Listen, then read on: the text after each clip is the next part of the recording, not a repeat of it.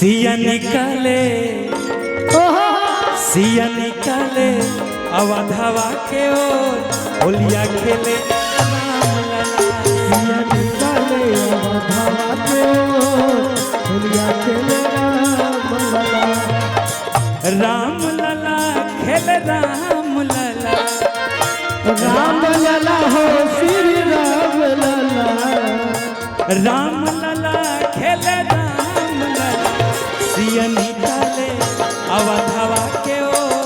होलिया खेले राम लला सिया निकाले अवधवा के ओर होलिया खेले राम लला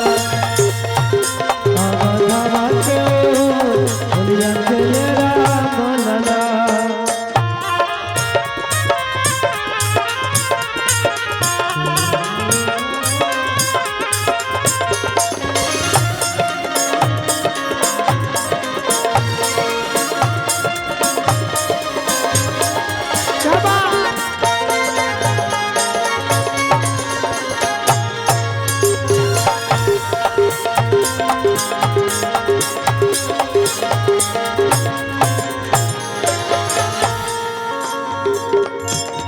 अरे वो लोग डांसो देखे के चाहता नहीं। अच्छा माँ बहन आप चाहती है कि डांस हो तो बोलत कहे न बोलो जी डांस कराओ जी तब बोलत नहीं कि हम सोचता नहीं जे कराई कि ना कराई, लेकिन हम आएंगे वहाँ गाएंगे। सर्वेश भाई आगे ना अब गाएंगे वहाँ जा करके। हाँ के कर राम के कर बाबू लक्ष्मण के कर राम के कर बाबू लक्ष्मण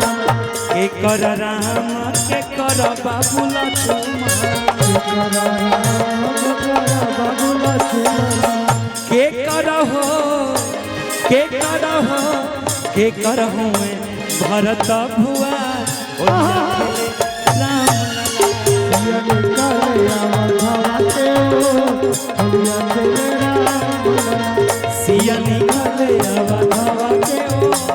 होलिया खेले राम लला सिया निकाले अवधवा के ओर होलिया खेले राम लला सिया निकाले अवधवा के ओर होलिया खेले राम लला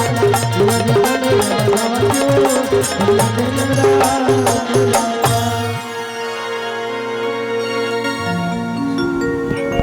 इतना सुंदर माहौल, इतना सुहावन दृश्य जहाँ पे भरल पुरल परिवार होके हमने के पूरा गाना पहुँचावे खातिर यूट्यूब के भाई लोग हजारों के संख्या में बालू तू लोग खैला लोग ना खा लिया लोग खाए के व्यवस्था पाए के हमने के परिवार के हिस्सा हो गए लो भाई कार्यक्रम के कि ऐसा मनोहर मंगल हर मूरत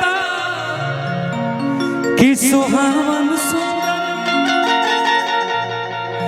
अरे सुरतान हो